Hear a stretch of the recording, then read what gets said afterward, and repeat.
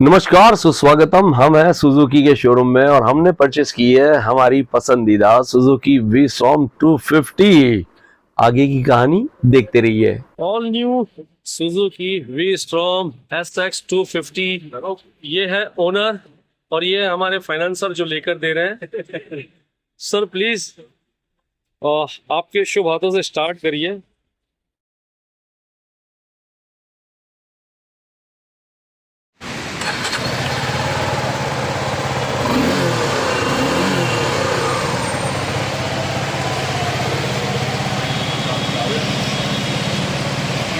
Bike को एक शुभ मुहूर्त पर स्टार्ट किया गया और उसके बाद में हमें सौंपी गई ये चाबी।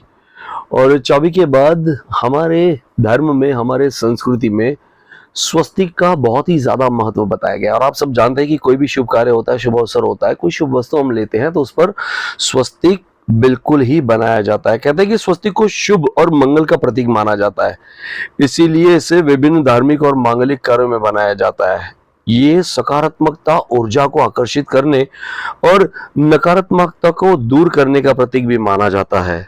कहते हैं कि भगवान गणेश का प्रतीक स्वस्तिक को भगवान गणेश जी का रूप भी माना जाता है, जो विघ्नहर्ता और शुभकर्ता के देवता हैं। स्वस्तिक के लिए यह भी कहा जाता है कि स्वस्तिक को चारों दिशाओं से मंगल को आकर्षित करने वाला भी माना जाता है। तो हम भी यही कामना करते हैं कि हमारे जीवन में चारों दिशाओं से शुभ लाभ और मंगल निरंतर आते रहें और हम हमारे जीवन में आपके आशीर्वाद से यूं ही आगे बढ़ते रहें। अपनी सुजुकी वी-स्टॉर्म को लेकर मैं यहाँ पर पहुंचा हूँ, जिसकी दया, जिसकी करुणा और जिसकी कृपा से मैं जीवन में इतना आगे बढ़ा हूँ। जी हाँ, ये धाम है मेरे साईं बाबा का धाम, शिरडी। शिरडी की पवित्र भूमि पर गुरुजी को हमने विनती की। मेरे साथ में है विलास दादा। विलास दादा यहाँ पर साउंड इंजीनियरिंग का काम करते हैं और हम लोग जब प्रोग्राम में होते हैं तब बहुत ही अच्छे से वो साउंड इंजीनियरिंग करते हैं, ऑपरेटिंग करते हैं, सारी चीज़ों को बहुत अच्छी तरह से मैनेज करते हैं। उनको जब मैंने बताया कि मैंने नई गाड़ी ली है, पूजा करवानी है, तो बोले यार चलो अपन फटाफट जाते हैं और पूजा करवाते हैं, क्योंकि 5 बजे के बाद में पूजा नहीं होती है, गुरुजी जो है वो अवेलेबल नहीं होते हैं।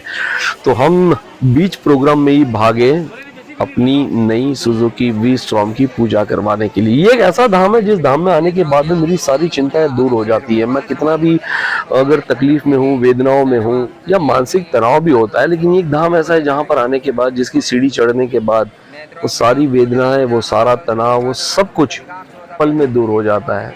कुछ तो बात है मेरे साईं में। एंड स्पेशली थैंक्स टू विजय साखरकर दादा, जिनके साथ मैं यहाँ पर प्रोग्राम के लिए आता हूँ और जो मुझे प्रोग्राम में बुलाते हैं। थैंक यू सो मच विजय साखरकर दादा।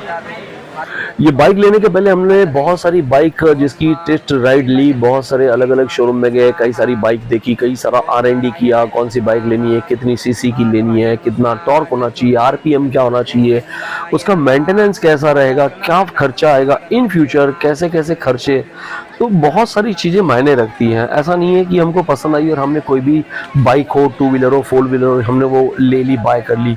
बहुत सारी छोटी छोटी बातें जो है वो मायने रखती है। End of the day final हमने डिसीजन लिया कि हमको वी-स्टॉर्म पे जाना है। और खास करके हमारे जो सौरभ सर है, थैंक्स टू सौरभ सर, उनसे हमने बहुत सारे सजेशंस लिए, बहुत सारी बाइक के उनको हमने नाम दिए, मॉडल्स बताए। फिर बहुत ज़्यादा सर्च करने के बाद पता चला कि लेना है तो सुजुकी वी-स्टॉर्म। और खास करके हमने येलो कलर इसके लिए लिया क्योंकि मेरे बाबा को भी येलो, पीला रंग बहुत ज़्यादा पसंद है। साईनाथ महाराज की जय। तो बस हम लोग बाइक लिए और बाइक लेने के बाद जैसे नंबर प्लेट आ गई, नंबर प्लेट लगाने के बाद हम लोग पहुंचे वसई टू शिरडी।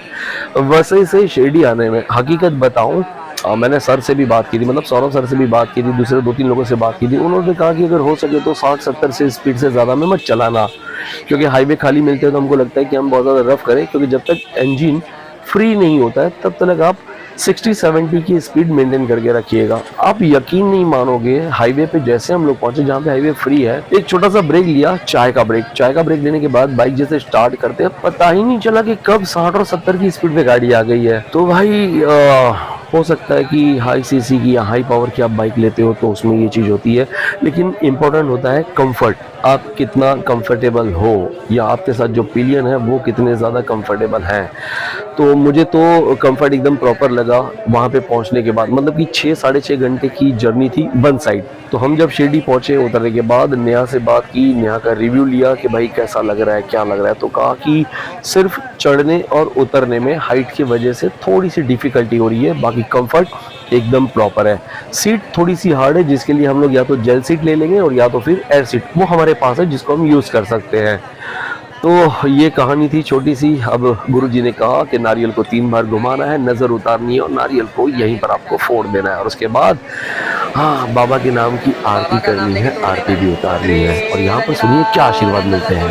साईनाथ महाराज की जय। और एक बार ओके, अगली बार ढोल लगाने वाली आती है। बाबा ने पहले ही नारियल तोड़ दिया। चलो आरती की तैयारी करते हैं। बाबा रमावर साई बाबा रमावर शुद्ध भक्ति चंद्रभागा भाव कुंडली खजागा कुंडली खजागा भाव कुंडली खजागा या हो अवगेशन करू बाबांची वंदन साईंची वंदन करू बाबांची वंदन गणू मने बाबा साई गाव पाव माझे आई पाव माझे आई गाव पाव माझे आई श्री सच्चिदानंद सद्गुरु साईनाथ महाराज की जय।